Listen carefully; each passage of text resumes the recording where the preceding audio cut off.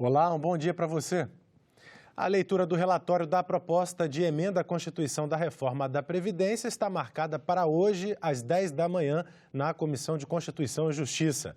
A inclusão de estados e de municípios em uma proposta de emenda à Constituição paralela e novas fontes de arrecadação são algumas das mudanças apresentadas pelo relator da PEC, senador Tasso Gereissati. O senador Tasso Gereissati entregou o parecer da proposta de reforma do sistema previdenciário ao presidente do Senado, Davi Alcolumbre.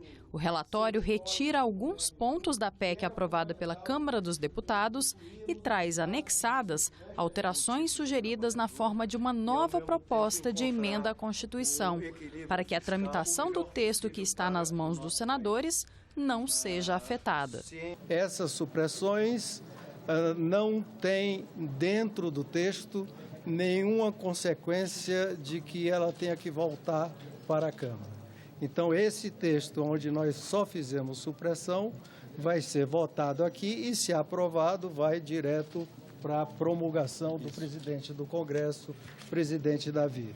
São 4 as supressões propostas. Uma delas desvincula a linha de pobreza do benefício de prestação continuada à Constituição.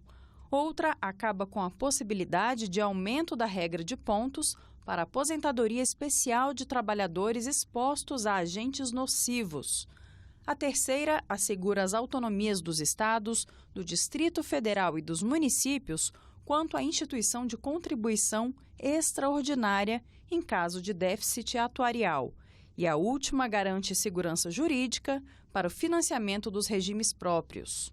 Entre as mudanças propostas pelo relator para tramitar paralelamente ao texto da reforma da Previdência estão a permissão de que os estados, os municípios e o Distrito Federal adotem as mesmas regras da PEC 6 em seus regimes próprios de previdência social e o aumento em dobro da cota de pensão por morte para os dependentes de até 18 anos de idade, passando para 20%.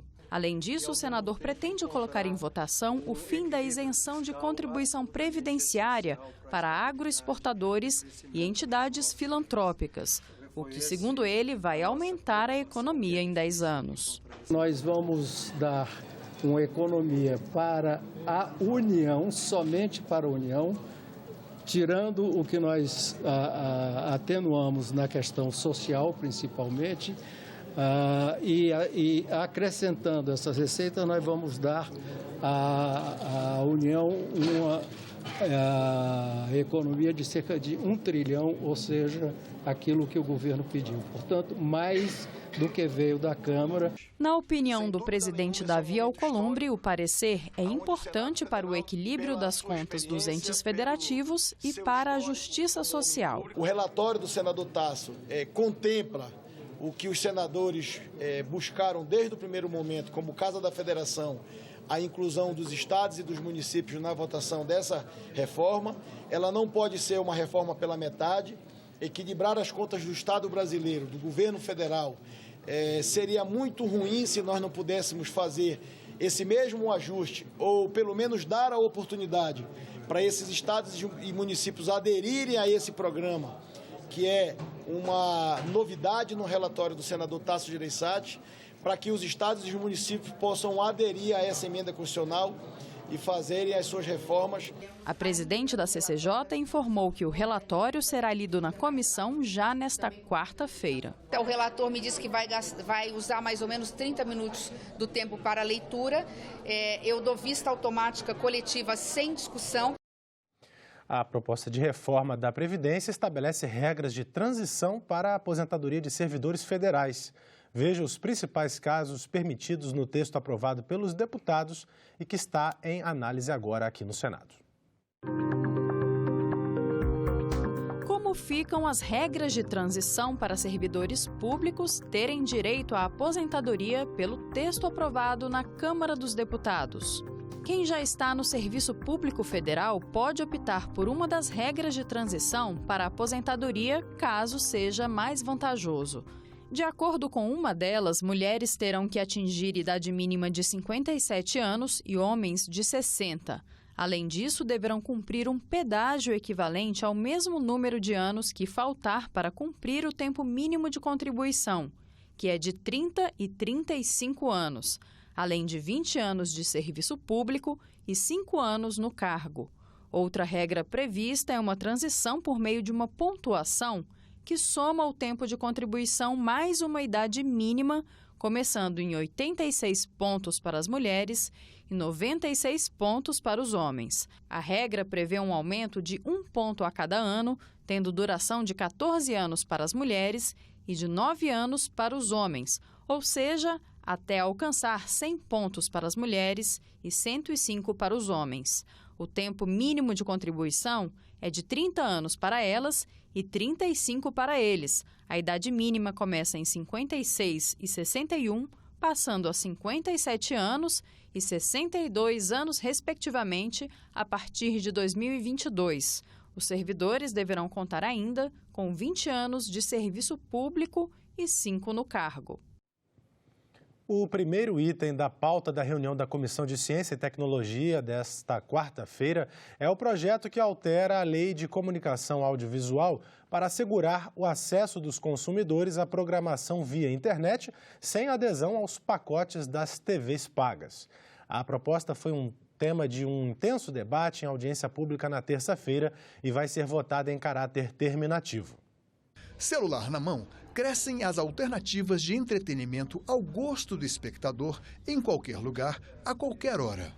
No mercado das comunicações, TVs por assinatura enfrentam a concorrência dos aplicativos que transmitem vídeos e filmes por streaming via internet. Depois de um pico de 20 milhões em 2014, o número de assinantes de TV caiu para 17 milhões em maio de 2019.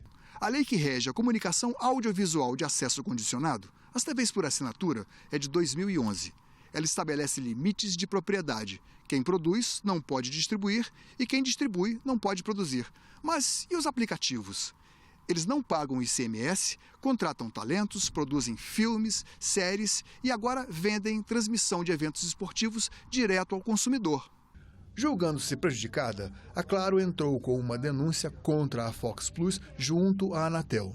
Ela exige que canais da internet sejam acessados apenas por quem paga os pacotes da TV por assinatura. Num outro aspecto da questão, nos Estados Unidos, a AT&T acaba de comprar a Warner Media. Só que no Brasil, a AT&T já é dona do grupo Sky. Isso não seria permitido pelas leis brasileiras em vigor. Defender que o que a Fox faz não é ilegal, eu acho que é uma afronta à lei. Mas não, eu não vim falar isso aqui, até porque a Anatel não definiu o mérito e até porque a Justiça também não definiu o mérito. Eu acho que isso é uma situação que a gente tem que estudar com mais calma. Um projeto do senador Vanderlan Cardoso muda a lei. Em audiência pública na CCT, especialistas e representantes dos diversos setores interessados debateram o tema sem consenso. É preciso garantir que também nas aplicações na internet haja a obrigação de oferta de conteúdo nacional independente, proteger a economia nacional e garantir que o consumidor tenha acesso à diversidade. A revisão das regras tem que ser feita de forma equilibrada, a ponto de se evitar assimetrias, né, em que empresas estrangeiras sejam beneficiadas em detrimento de empresas brasileiras. Nós precisamos de legislar e este espaço anárquico, sem lei, ele cresce a cada dia, em todas as áreas. E o principal responsável, no meu entendimento, pelo aumento desse espaço anárquico, é justamente a tecnologia. Então, abordar uma lei tentando aperfeiçoá-la, eu acho que é um bom projeto. E outras comissões também têm reuniões hoje. Vamos conferir. Às 9 horas, na Comissão de Desenvolvimento Regional e Turismo, vai ser realizada audiência pública sobre a Superintendência do Desenvolvimento do Centro-Oeste, a SUDECO. Às 9h30, na Comissão de Assuntos Sociais, está na pauta o projeto que isenta pessoas com fibromialgia do recolhimento do imposto de renda. E, às 11 horas, na Comissão de Agricultura e Reforma Agrária, o contrabando de defensivos agrícolas no Brasil será tema de audiência pública. A proposta de emenda à Constituição sobre cessão onerosa, considerada prioridade para os governadores no novo Pacto Federativo, pode ser analisada pelos senadores na Comissão de Constituição e Justiça, agora de manhã, e seguir à tarde para a votação no plenário. E nesta terça-feira, os senadores aprovaram um projeto que beneficia quem trabalha com criação de peixes e de abelhas. Foi aprovado um projeto para beneficiar quem vive da criação de abelhas e peixes. O texto estende aos produtos extrativos de origem animal a subvenção econômica prevista em uma lei de 1992 de equalização de preços de produtos agropecuários e vegetais de origem extrativa. Na época, ficaram de fora do benefício produtos obtidos da apicultura e piscicultura. Antes da ordem do dia, o presidente do Senado, Davi Alcolumbre, anunciou que a proposta de emenda à Constituição que trata da cessão onerosa será votada em primeiro e segundo turno no plenário nesta quarta-feira. A gente está construindo um texto de consenso que contemple todos os atores nesse processo. Todos os senadores estão sendo consultados. E, ao mesmo tempo, a interlocução no Ministério da Economia. Então, o meu desejo, a nossa decisão é trazer, a partir da votação na CCJ, para o plenário. Eu também vou consultar os líderes e pedir o apoio para a quebra de interstício dessa matéria, para que a gente vote amanhã em primeiro e segundo turno e devolva a matéria para a Câmara dos Deputados. O texto permite a divisão dos recursos arrecadados pela União nos leilões do petróleo com estados e municípios. Ele faz parte da revisão do Pacto Federativo. Na semana passada, o ministro da Economia, Paulo Guedes, disse que nesta semana entregará uma proposta detalhada do novo Pacto Federativo. Os senadores também aprovaram a programação monetária para o segundo trimestre de 2019. Ela traz estimativas e análise da evolução da economia nacional e é uma atribuição do Congresso prevista em lei. A matéria segue para análise da Câmara dos Deputados. O presidente do Banco Central, Roberto Campos Neto, garantiu que o combate à corrupção não ficará prejudicado com as mudanças no COAF, Conselho de Controle de Atividades Financeiras. Ele participou de audiência na Comissão de Assuntos Econômicos. A audiência era para discutir a política de juros e crédito, mas alguns senadores manifestaram preocupação com a transferência do COAF, que está no Ministério da Economia, para o Banco Central. A medida provisória editada pelo governo permite que pessoas que não são servidores possam trabalhar no COAF. Já em seu quadro técnico, pode ser integrado por ocupantes de cargos em comissão e funções de confiança, por militares e empregados cedidos ou requisitados e, por último, por servidores efetivos. Não há um risco de que a estrutura administrativa atual do Banco Central conflite com a da Unidade de Inteligência Financeira?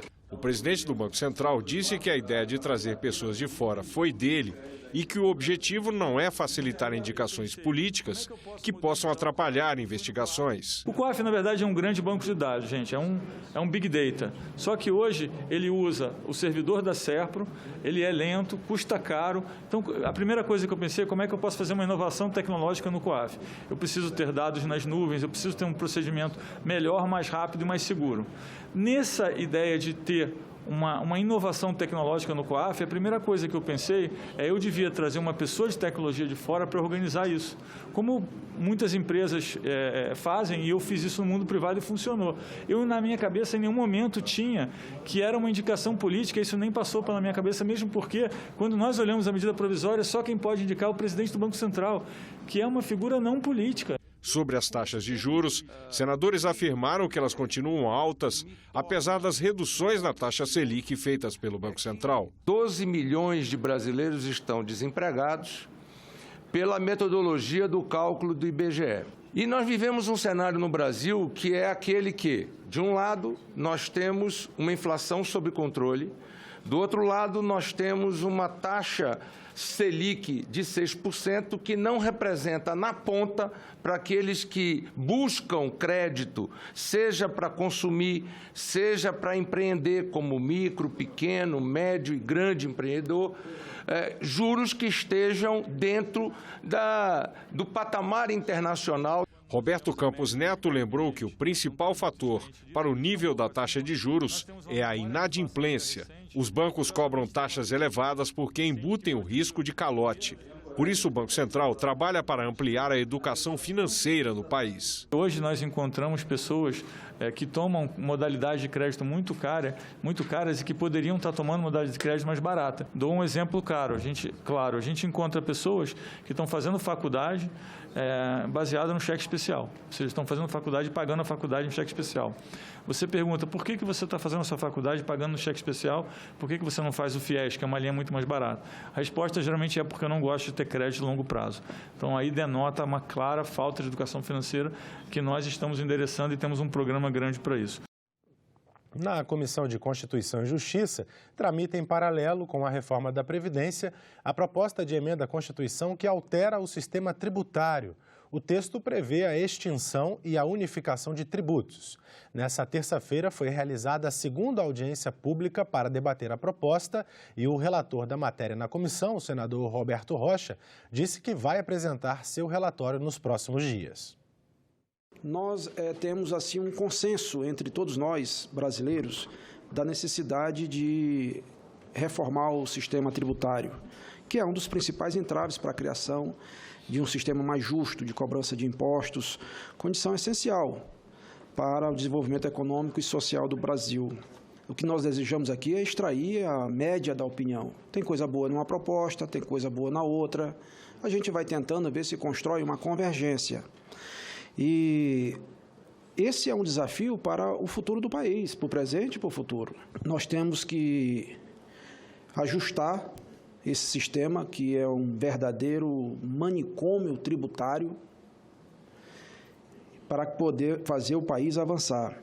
Então, para apresentar uma solução, nós estamos aqui discutindo a PEC 110, que foi assinada pelo presidente do Senado, subscrita por 66 senadores, a maioria absoluta do Senado Federal. Acho que nós apresentaremos o nosso relatório dentro de poucos dias. E eu, no papel de mediador dessa importante audiência pública e de outras que virão, essa é a segunda audiência pública que nós estamos fazendo, e observe, paralelamente à proposta que está em discussão no Senado da reforma previdenciária. Por isso que, dada a importância do tema, a gente está botando para andar. Nós não podemos perder tempo. A terceira audiência pública para debater a proposta de emenda à Constituição da reforma tributária está marcada para amanhã, às 14h. O secretário da Receita Federal, Marcos Cintra, é um dos convidados para o debate. A senadora Elisiane Gama propôs alterações na reforma da Previdência em relação ao benefício de prestação continuada, o BPC. Ela fala sobre o assunto na nossa entrevista de hoje. Olá! O relatório da reforma da Previdência trouxe mudanças importantes no texto e nós vamos conversar sobre o assunto com a senadora Elisiane Gama, do Cidadania do Maranhão, que emplacou uma emenda à reforma da Previdência. Seja bem-vinda, senadora. Obrigada, Renata. Estamos aqui para falar com você. Senadora, 9 emendas foram apresentadas com o objetivo de promover mudanças no BPC, o benefício de prestação continuada, né? Eu queria citar aqui um trecho da justificativa da sua emenda. A senhora diz que se o mote da reforma é o combate aos privilégios, não devemos tornar mais dura a vida de pessoas que ganham R$300, R$400 por mês. A sua emenda foi acatada, né? O que vai mudar no BPC em relação à proposta que veio da Câmara? Olha, primeiramente eu fiquei muito feliz com a aceitação por pai senador Tasso Gereissati. Ele demonstrou ao longo das últimas semanas uma sensibilidade muito grande em relação a esse ponto. É um ponto exatamente relator da reforma da Previdência na Comissão de Constituição e Justiça. Exatamente. E é um tema que é muito caro para a sociedade brasileira. Nós temos trabalhado a cada dia mais pela redução da pobreza no Brasil. Nós tivemos um aumento da pobreza no Brasil e, ao mesmo tempo, vem em torno disso a necessidade de o poder público fazer uma compensação através de ações voltadas para essas comunidades, para essas famílias que estão em situação de miséria, o que diz quando trata da viabilidade desse benefício, né? Quando o governo faz um corte, por exemplo, e constitucionaliza para, de fato, 1/4 de salário mínimo para ter acesso ao BPC, nós vamos estar aí, alguns dados, inclusive, Renata, são divergentes. Alguns apontam que é 40%. O governo próprio hoje me colocou que pode chegar a 80% as decisões oriundas de decisões judiciais para que possa garantir o acesso ao BPC a partir de quem ganha até meio salário mínimo per capita, ou seja, por renda na família. Senadora, Hoje, quem tem direito ao BPC? Hoje, quem tem direito ao BPC, pela legislação atual, é quem tem até 1/4 de salário mínimo, mas a LOA fala, além disso, outros critérios que demonstrem vulnerabilidade. O que significa?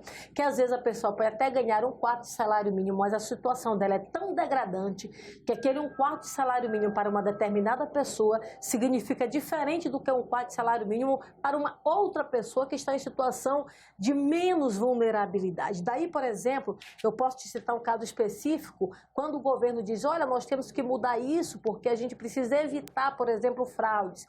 Nós temos o parágrafo 11, artigo 20 da LOAS, que estabelece de uma forma muito clara... A LOAS é a Lei Orgânica da Assistência Social, exatamente, né? Que estabelece outros critérios de vulnerabilidade. Estado, por exemplo, de moradia, não é? Ambiente aonde vive, não é? Acessibilidade, uma série de outros critérios que acabam evidenciando uma necessidade maior de uma compensação do poder público. Daí, por exemplo, hoje nós temos do STF várias outras decisões que amparam essa pessoa em situação desprotegida. Quando você constitucionaliza, você engessa isso. Você acaba inviabilizando e trazendo prejuízo para mais da metade hoje das pessoas que poderiam ter acesso a esse benefício e que passarão, por exemplo, a não mais ter esse acesso.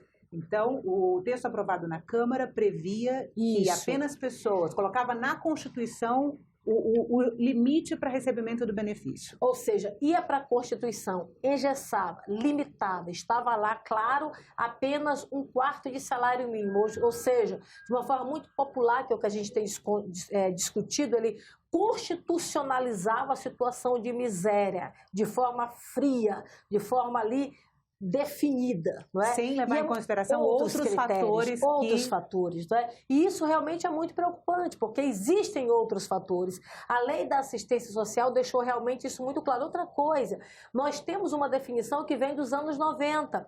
De lá para cá, nós fomos fazendo uma série de ajustes e que, aliás, o governo não acompanhou. Porque se o governo regulamentasse aquilo que nós tivemos, uma aprovação de décadas atrás, nós não precisaríamos colocar na Constituição. Quando o governo diz, olha, eu vou constitucionalizar para evitar fraude, vamos regulamentar o que já tem na LOA. Se você regulamenta o que tem na LOA, eu infelizmente não estou aqui com o parágrafo definido para fazer essa leitura para você, mas ela era muito clara. Ela acessa, ou seja, ela aglutina outros elementos. Isso torna, na verdade, as condições mínimas para que essa pessoa que está em situação de extrema pobreza e também com deficiência, ela possa, na verdade, ter acesso a esse benefício e possa minimamente poder garantir, às vezes, a compra do medicamento, Renata, a compra de uma fralda, não é? Condições... Gente, se você for analisar ao pé da letra, é um valor, de fato, muito pequeno, mas que significa muito para essa família, não é? Tanto que o impacto, por exemplo, os números que são apresentados, são impactos de pouco mais de 20 bilhões de reais no orçamento geral de redução que o governo está prevendo de 1 trilhão, em 10 anos, em 1 trilhão. O relator diz que o impacto fiscal da mudança é de 25 bilhões em 10 anos. Né? Agora você vê, o universo geral da reforma da Previdência é 1 trilhão, em média 1 trilhão. Tanto que o Tasso até colocou que agora, na nova reforma, vai aumentar até um pouquinho mais com as alterações que ele fez, não é? Mais de 1 trilhão de reais. E olha, o valor do BPC é apenas 25 bilhões de reais. E ainda mais, hoje mesmo, eu conversei com algumas pessoas do governo tentando reverter isso. Eu digo, meu Deus do céu, se essa reforma é uma reforma, na verdade, para acabar com o privilégio, onde é que está privilégio em quem recebe meio salário mínimo, meu Deus do céu? Onde é que está esse privilégio? Eu queria que me explicasse onde é que está esse privilégio. Uma reforma que retira militares, que exclui militares e que faz uma nova reforma específica para ele, ainda gasta 90 bilhões para sua implantação. Aonde é que está privilégio quando eu estou tratando de pessoas beneficiárias do benefício de prestação continuada que ganham até meio salário mínimo, não é? Então, realmente é um contrassenso. Mas o senador Tasso Gereissati teve muita sensibilidade, eu fiquei muito feliz. Eu acho que foi uma vitória para as famílias do Brasil termos, de fato, um texto que fosse compatível com aquilo que nós estávamos querendo, que era, de fato, a exclusão total do BPC da Constituição. Aliás, quando nós tivemos o debate lá atrás de que na Câmara dos Deputados havia excluído o BPC e rural, não, senhor, não excluiu o BPC, agora está excluído. É porque a mudança original, a proposta que chegou do governo, previa uma mudança até no valor do BPC. No valor do recebimento, que iria cair de 1, né, para até meio, enfim, dependendo, na verdade, da idade. Aí nós conseguimos vencer essa barreira na Câmara dos Deputados. mas continua a constitucionalização no texto. Agora, nós conseguimos tirar, graças a Deus, tivemos de fato um avanço importante. Há uma confusão muito grande em relação ao BPC. A senhora também diz na justificativa da emenda que o BPC não é um benefício previdenciário. Isso. Ele é assistencial, né? Mas os mecanismos de financiamento hoje, eles são os mesmos? Na verdade, o governo incluiu tanto o BPC, que no nosso entendimento como a gente colocou, um recurso que está na ordem da assistência social, como, por exemplo, o abono salarial, que o recurso vem do FAT, do Fundo de Amparo ao Trabalhador, e, de repente, está dentro de uma matéria que é de ordem previdenciária. Não deveria estar. Não deveria estar, o governo entende dessa forma, porque tem um valor mensal fixo, né, digamos assim, dentro do orçamento geral, para que possa fazer esse pagamento e resolveu incluir. A gente conseguiu retirar o BPC, portanto, um avanço nesse sentido, mas, infelizmente, o abono salarial que o governo está reduzindo de 2 salários para 1 salário e meio, não chega a meio, mas 1,2, né, do salário, realmente nós não conseguimos avançar lá no texto. Se Deus quiser, eu espero pelo menos que a gente consiga avançar em plenário. Então, qual é a estratégia para a votação em plenário? Após a votação na Comissão de Constituição e Justiça, é possível também fazer destaques, né? Provavelmente só supressivos serão aceitos pelo plenário, né? Eu acho que alguma mudança que vai retornar para a Câmara vai ser muito difícil de passar, né? A estratégia do Senado Federal é que a gente possa evitar que retorne para a Câmara dos Deputados. E eu sempre tenho defendido isso. Eu acho que nós precisamos agilizar a reforma. Agora, a gente não pode, com isso, atropelar tudo e prejudicar a sociedade brasileira, porque tem que ser amanhã. Eu acho que o que a gente precisa, ao final, é ter um texto pronto. Então, nós vamos apresentar alguns destaques das emendas nossas que não foram admitidas, né? Nós vamos apresentar, como, por exemplo, a constitucionalização quando se refere a débitos previdenciários de estados e municípios. Do jeito que está, meu Deus do céu, não sei o que vai acontecer no ano que vem, porque os municípios e estados, se não fizerem a sua reforma, ficarão proibidos de receber transferências obrigatórias e discricionárias do governo federal, ou seja, todas elas. Então vai ser um caos, porque a situação dos municípios está caótica em todo o Brasil. É uma emenda que nós também pedimos para retirar supressiva. Exatamente da Constituição e aí respeitar a lei de responsabilidade fiscal, que é uma lei, um avanço para o Brasil. Fizemos outras do abono salarial, fizemos essa do BPC, que graças a Deus foi admitida, e outras mais. Enfim, e elas pensão por morte, a senhora também apresentou emenda, também apresentamos, infelizmente não conseguimos a sua admissão, mas vamos apresentar destaque em plenário, conversar com a oposição, de forma que a gente possa conseguir, num primeiro momento, a unidade por parte da oposição e depois avançar para a base do governo, mostrando a sensibilidade e a importância de alguns desses itens. E como a senhora avalia a viabilidade desses pontos que não foram tratados na reforma da Previdência, que vai entrar na pauta do plenário agora, serem tratados na PEC paralela? Eu acho que a PEC paralela é muito importante. Nós mesmo agora estamos votando uma PEC paralela ao tratar, por exemplo, da sessão onerosa. Então, eu acho que o que a gente não conseguir avançar aqui, vamos para a PEC paralela, vamos apresentar aquilo que é necessário, se vai entrar estados e municípios e outras coisas mais, mas o fato é que nós, de fato, precisamos apresentar uma alternativa que possa ser, no meu entendimento, importante para o equilíbrio fiscal. Agora, muito mais do que isso, importante com a vida de cada um dos brasileiros. E nós ficamos por aqui. Você pode rever as reportagens desta edição na nossa página na internet, senado.leg.br/tv. Muito obrigado pela sua companhia e continue sintonizado aqui com a gente na TV Senado.